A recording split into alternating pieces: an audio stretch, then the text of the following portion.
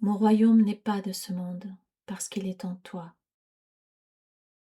Et si Jésus n'était pas celui que l'histoire nous a présenté, s'il n'était pas le personnage religieux, ni l'icône dogmatique, dans cette vidéo, je vous propose de découvrir Jésus tel qu'il se présente lui-même dans un courant miracle, au-delà des dogmes, au-delà de la peur, au-delà des croyances, pour découvrir une vision différente, fondée sur l'amour, la force intérieure, le pardon véritable et la paix. Nous verrons ce qu'il dit de lui-même, de son rôle, de ce que cela peut changer dans nos vies si nous acceptons l'invitation qu'il nous fait. Et nous verrons aussi ce que cela révèle sur notre véritable identité, sur notre esprit, si nous choisissons d'écouter cette voix intérieure qui attend avec amour et avec une patience infinie que nous fassions simplement un autre choix. Si tu veux être comme moi, je t'aiderai, connaissant que nous sommes pareils. Si tu veux être différent, j'attendrai jusqu'à ce que tu changes d'esprit. Je peux t'enseigner, mais toi seul peux choisir d'écouter mon enseignement. Je vais t'aimer et t'honorer et continuer de respecter complètement ce que tu as fait, mais je ne le soutiendrai pas à moins que ce ne soit vrai. Je ne t'abandonnerai jamais, pas plus que Dieu ne le fera, mais je dois attendre aussi longtemps que tu choisis de t'abandonner toi-même. Parce que j'attends avec amour et non avec impatience, tu me demanderas sûrement véritablement. Je viendrai en réponse à un seul appel sans équivoque. Avant d'aller plus loin, prenons un instant pour préciser une chose importante. Un courant miracle n'est pas une religion, et Jésus n'y est pas présenté comme une figure à adorer, mais comme une voix de guidance qui parle à notre esprit et qui nous invite à faire une expérience intérieure. Une voix qui nous aide à nous souvenir de la paix et de l'amour que nous avons oubliés, mais qui peuvent être retrouvés. Jésus n'est pas venu dire ce que Dieu exige, mais montrer ce que nous pouvons choisir. Son message n'est pas un appel à la croyance ni au sacrifice, mais une invitation à un changement de regard. Ceci est fondamental, car le cours ne met jamais l'accent sur le nom de Jésus comme un objet de dévotion. Comme nous allons le voir, Jésus nous met en garde contre l'idolâtrie, et d'ailleurs c'est valable envers toute personne que nous pourrions idolâtrer ou vénérer, parce que ça peut être une grande tentation d'idolâtrer des personnes que nous admirons et de finir par répéter systématiquement ce qu'elles disent juste parce qu'elles l'ont dit, sans en comprendre réellement le sens. Alors, pour comprendre qui est Jésus dans ce cours, laissons de côté un instant ce que nous pensons savoir sur lui. Dans la suite de cette vidéo, nous allons simplement voir ce qu'il dit et comment il se décrit. Ce voyage commence maintenant. Dans un cours en miracle, quand Jésus parle de lui-même, il dit presque toujours « je » et il mentionne rarement son propre nom. Il nous dit que sa véritable naissance est en nous et c'est aussi la nôtre. Et c'est en nous et que c'est en nous que nous pouvons l'accueillir et non à l'extérieur de nous. Ma naissance en toi est ton éveil à la grandeur. Ne m'accueille pas dans une crèche, mais dans l'autel à la sainteté, où demeure la sainteté dans une paix parfaite. Mon royaume n'est pas de ce monde, parce qu'il est en toi. Il s'exprime comme un enseignant, un guide, un frère, et c'est ainsi qu'il nous invite à le considérer. Aller avec lui est tout aussi naturel que d'aller avec un frère que tu connais depuis ta naissance, car c'est certes ce qu'il est. Il n'y a aucune notion de hiérarchie dans la relation qu'il souhaite établir avec nous.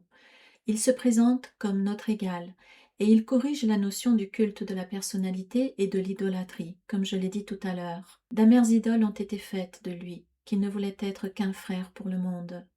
Des égaux ne devraient pas ressentir de la révérence les uns pour les autres, parce que la révérence suppose l'inégalité.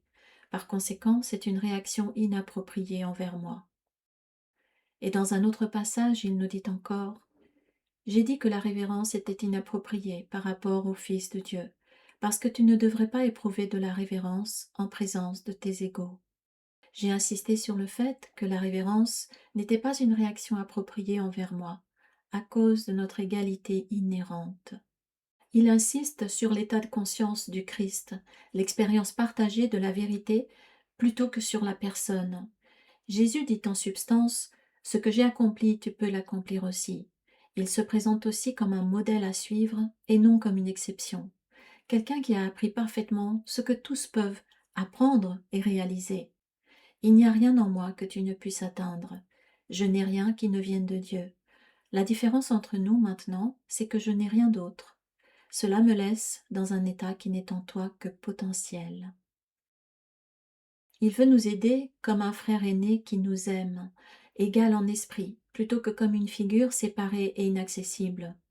Sur le chemin de l'ascension, il est devant nous, et il veut nous faire profiter de son expérience pour réduire notre temps de souffrance.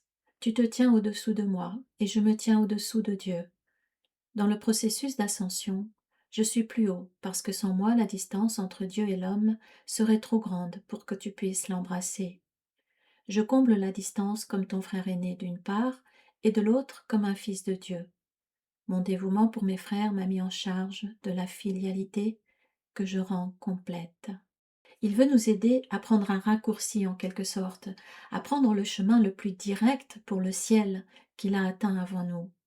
J'étais un homme qui se souvenait du pur esprit et de sa connaissance.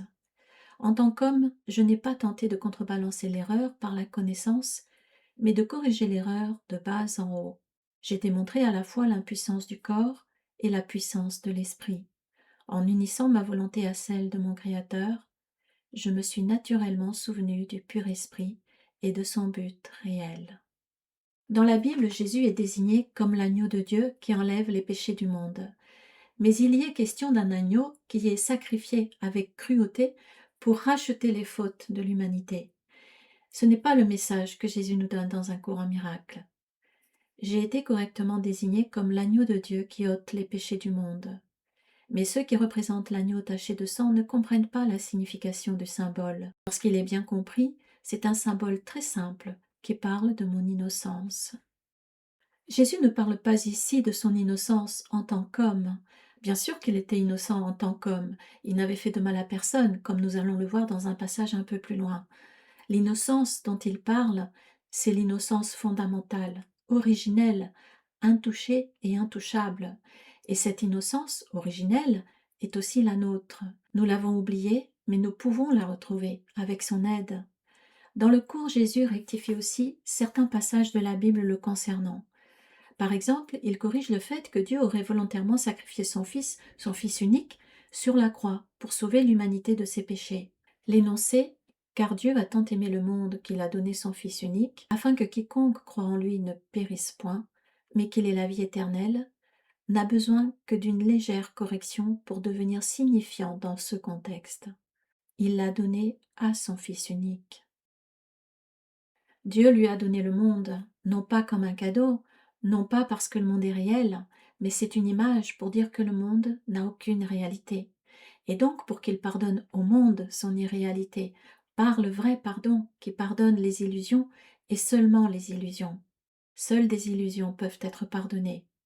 C'est ce que Jésus a fait. Il a pardonné au monde complètement et il s'est éveillé au pur esprit. Et c'est ce qu'il veut nous aider à faire. Par ailleurs, dans le message du cours, Jésus en tant qu'homme n'est pas une réalité, mais un autre symbole. En tant que personne, il a existé sur la terre au même titre que nous tous. Mais en tant que personne, selon le message du cours, nous ne sommes même pas ici, comme nous allons le voir un petit peu plus loin. Jésus dit à propos de lui en tant qu'homme qu'il est une illusion, alors qu'il ne dit jamais du Saint-Esprit qu'il est une illusion. Et d'ailleurs, dans le cours, son nom est écrit avec une majuscule, comme tous les noms propres, c'est normal, mais tout ce qui se rapporte à lui est écrit avec une minuscule, contrairement à tout ce qui se rapporte au Saint-Esprit, qui est écrit avec une majuscule. L'homme était une illusion, mais il s'est identifié au Christ, à sa vraie nature. Le nom de Jésus est le nom de quelqu'un qui était un homme, mais qui a vu la face du Christ en tous ses frères et s'est souvenu de Dieu.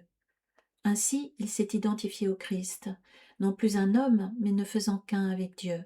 L'homme était une illusion, car il semblait être un être séparé qui marchait seul à l'intérieur d'un corps qui paraissait garder son soi loin du soi, comme le font toutes les illusions. Or, qui peut sauver, à moins de voir les illusions, puis de les identifier comme ce qu'elles sont? Jésus demeure un sauveur, parce qu'il a vu le faux sans l'accepter pour vrai, et le Christ avait besoin de sa forme pour apparaître aux hommes et les sauver de leurs propres illusions. Et c'est à ça qu'il nous invite aussi. Il nous donne son enseignement dans un seul but, que nous nous libérions de l'esclavage des illusions et que nous devenions comme lui, parfaitement conscients de notre unité avec lui et avec Dieu, dans le soi que nous partageons tous.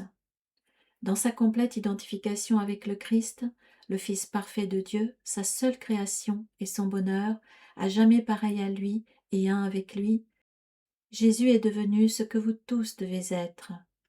Il te ramène à Dieu parce qu'il a vu la route devant lui et qu'il l'a suivie. Il est une aide pour nous, au même titre que le Saint-Esprit, puisque, comme je l'ai déjà expliqué dans la vidéo Le vrai lâcher-prise, il est maintenant la manifestation du Saint-Esprit. Je suis la manifestation du Saint-Esprit, et quand tu me verras, c'est parce que tu l'auras invité. Nous pouvons donc faire appel à lui pour tout, tout comme avec le Saint-Esprit, comme à un guide aimant et guérisseur. Il peut guérir notre esprit si nous faisons notre part du travail, si nous suivons ses conseils et appliquons les moyens qu'il nous offre. Il nous invite sans cesse à faire un autre choix, un choix plus doux pour nous. Nous devons donc faire nos choix et nous pouvons aussi lui demander de l'aide pour ça, et pour tout. Je ne peux pas unir pour toi ta volonté à celle de Dieu, mais je peux effacer toutes les malperceptions de ton esprit si tu me laisses le guider.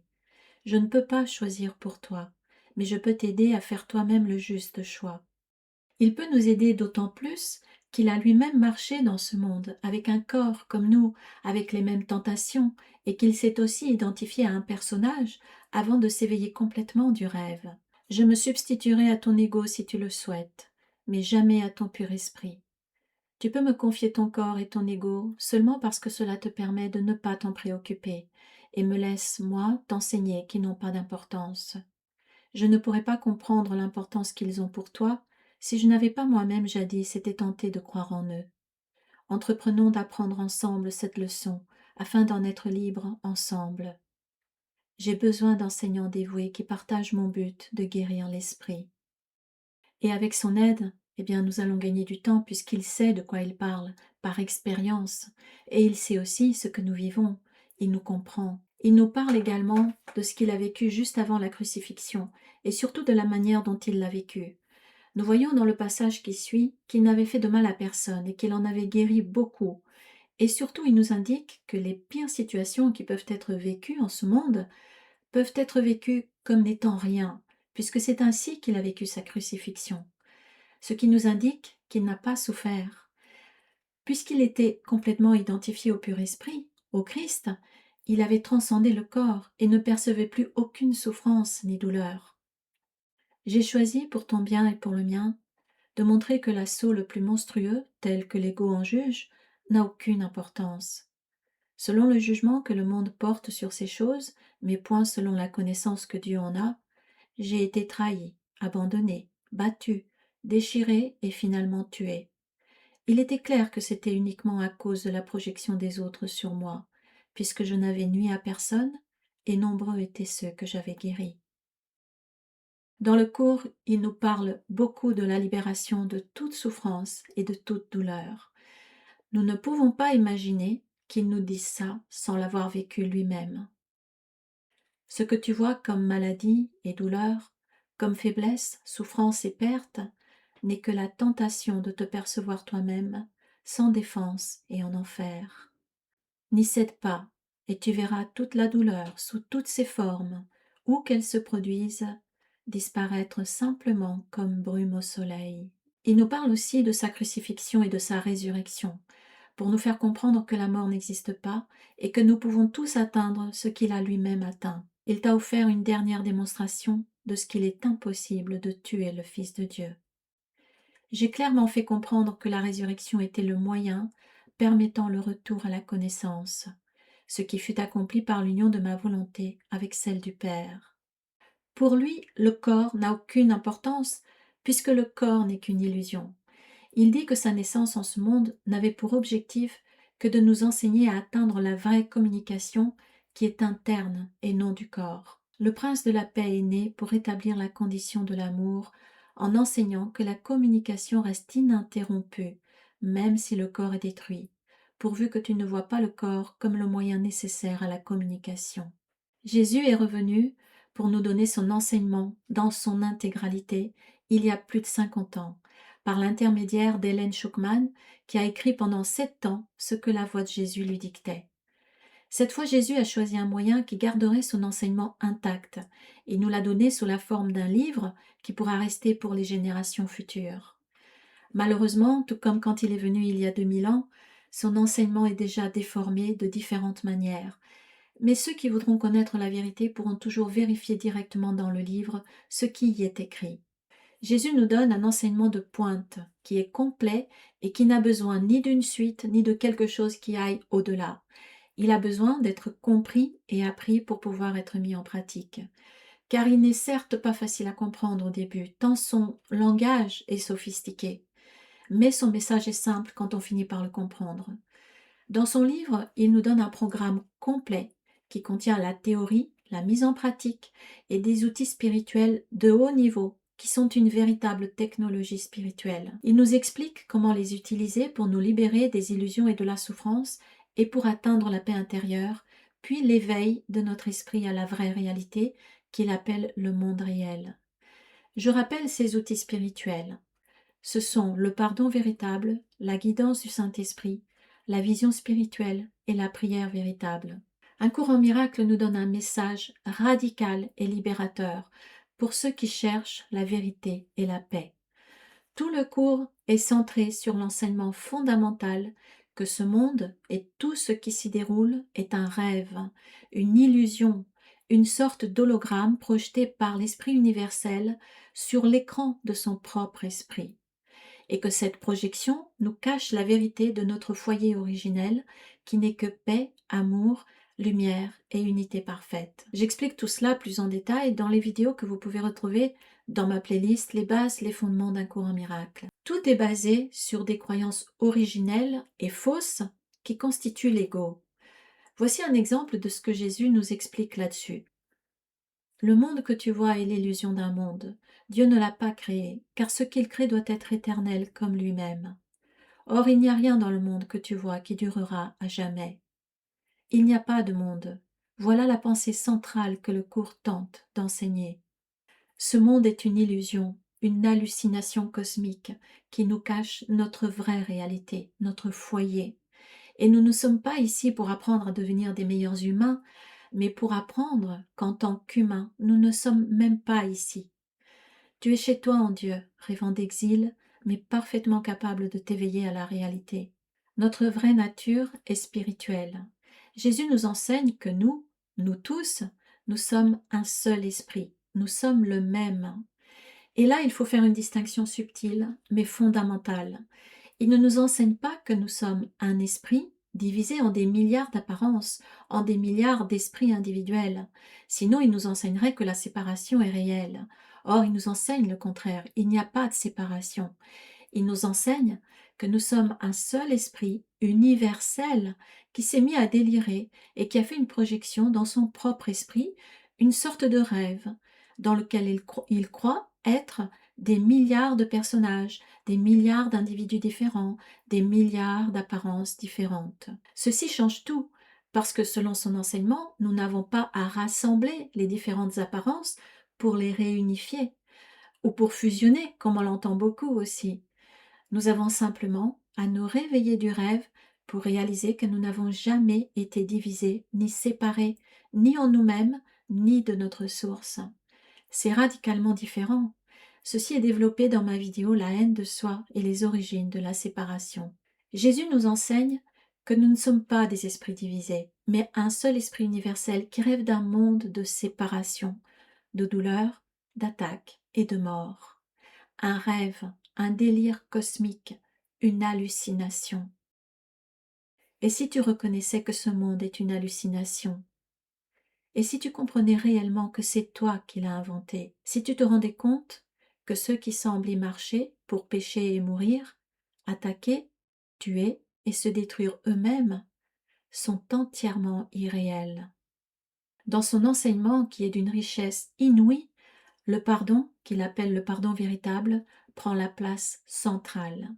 Son cours est un cours sur le pardon, mais c'est un type de pardon qui n'a rien à voir avec ce que le monde connaît.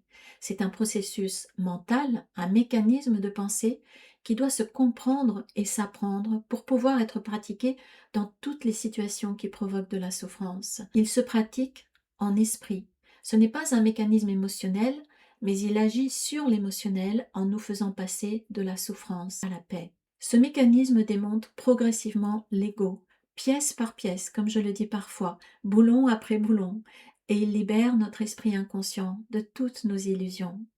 Cette libération progressive change peu à peu notre perception et notre vision du monde, et de tout en ce monde. Elle nous fait passer de l'aveuglement à la vision spirituelle, que Jésus appelle aussi la vraie vue, ou simplement la vue ou la vision. À vos yeux fatigués, j'apporte une vision d'un monde différent, si nouveau, si propre et frais, que vous oublierez la douleur et le chagrin que vous voyiez auparavant. Le processus du pardon contient 3 étapes. Le processus du pardon, et non pas un processus qui s'appellerait le processus d'un courant miracle. C'est bien le processus du pardon. Voici 2 extraits parmi beaucoup d'autres qui établissent l'importance et la place centrale du pardon dans cet enseignement. Le pardon est le thème central qui traverse le salut de bout en bout et en relie toutes les parties de manière signifiante, le cours qu'il suit étant dirigé et son résultat sûr. Le pardon est la seule chose qui représente la vérité dans les illusions du monde.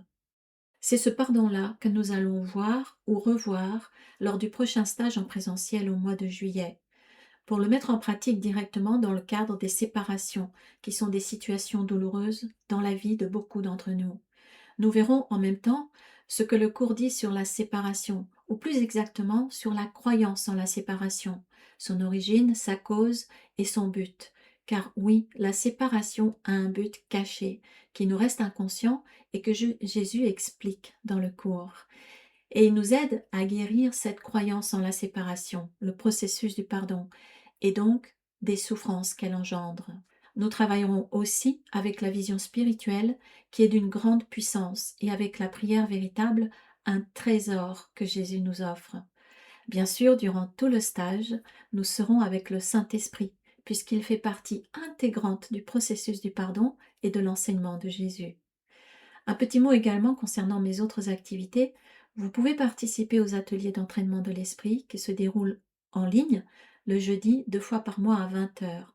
Les thèmes pour février sont la puissance de l'esprit et pour mars, les rancœurs. Et il y aura aussi un atelier en ligne le samedi 21 février à 15 heures pour pratiquer la prière véritable. Quand on la pratique ensemble, sa puissance est décuplée. Toutes les infos pour le stage et les autres activités sont sur mon site web, dont le lien se trouve toujours sous les vidéos. Cheminer avec Jésus, c'est avoir toujours la sensation d'une présence aimante, tout comme celle du Saint-Esprit. Il n'est pas le seul qui peut nous aider, bien sûr, il y en a d'autres, mais comme il se présente à nous comme un frère, nous le voyons plus comme une personne que comme l'Esprit pur et infini qu'il est réellement. Alors, ça nous aide, parce que par moments nous avons besoin de quelque chose de plus concret, une présence qui nous semble plus humaine, un frère qui peut nous aider en nous déchargeant de nos douleurs avec amour. Et c'est ce qu'il voudrait pour nous. Est-il le seul aide de Dieu? Certainement pas, car le Christ prend de nombreuses formes aux noms différents, jusqu'à ce que leur unité puisse être reconnue. Mais Jésus est pour toi le porteur de l'unique message du Christ, qui est l'amour de Dieu. Tu n'en as pas besoin d'autre. Il est possible de lire ces paroles et d'en bénéficier sans l'accepter dans ta vie. Or, il t'aiderait encore un peu plus si tu partageais tes douleurs et tes joies avec lui, puis laissais les unes comme les autres derrière toi pour trouver la paix de Dieu. Il nous dit aussi combien il nous fait confiance, même s'il sait que nous ne lui faisons pas encore totalement confiance. Ma confiance en toi est plus grande que la tienne en moi pour le moment, mais il n'en sera pas toujours ainsi. Et comme un frère aimant et fort, il nous encourage et nous soutient, en nous expliquant ce qui nous attend au-delà des illusions, dans le monde réel. Il nous dit des choses tellement belles. Ô mes frères, si seulement vous connaissiez la paix qui vous enveloppera et vous tiendra en sécurité, pur et beau dans l'Esprit de Dieu, vous ne pourriez que vous précipiter pour le rejoindre, là où est son autel. Que votre nom et le sien soient sanctifiés, car là ils sont joints en ce saint lieu. Là il se penche pour vous élever jusqu'à lui, hors des illusions et dans la sainteté. hors du monde et dans l'éternité, hors de toute peur et rendu à l'amour. Comment pourrait-on résister à cette vision? Comment pourrait-on ne pas avoir envie de courir pour se libérer de l'enfer des illusions et atteindre cet état qu'il nous décrit? Jésus est pour nous la force de l'amour qui dissipe toutes nos illusions si nous acceptons son aide. Il est toujours avec nous, avec une patience infinie comme nous l'avons vu au début de cette vidéo. Ce qu'il voudrait, c'est nous voir libérés de toutes les illusions et de toutes les souffrances. Ce qu'il voudrait, c'est que nous nous unissions à lui, qui est la manifestation du Saint-Esprit, et que nous ressentions sa paix et son amour. Est-il le Christ? Oh oui, avec toi. Sa petite vie sur terre n'a pas suffi pour enseigner la puissante leçon qu'il a apprise pour vous tous. Il restera avec toi pour te conduire de l'enfer que tu as fait jusqu'à Dieu. Et quand tu joindras ta volonté à la sienne, ta vue sera sa vision, car les yeux du Christ sont partagés. Mais c'est encore et surtout sa leçon qu'il voudrait que tu apprennes. Et la voici. De mort, il n'y en a pas, parce que le Fils de Dieu est pareil à son Père. Rien de ce que tu peux faire ne peut changer l'amour éternel. Oublie tes rêves de péché et de culpabilité, et viens plutôt avec moi partager la résurrection du Fils de Dieu. Et amène avec toi tous ceux qu'il t'a envoyés pour que tu en prennes soin, comme je prends soin de toi.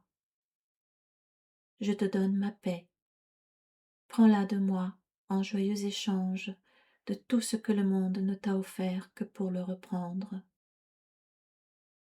Et nous l'étendrons comme un voile de lumière sur la triste face du monde.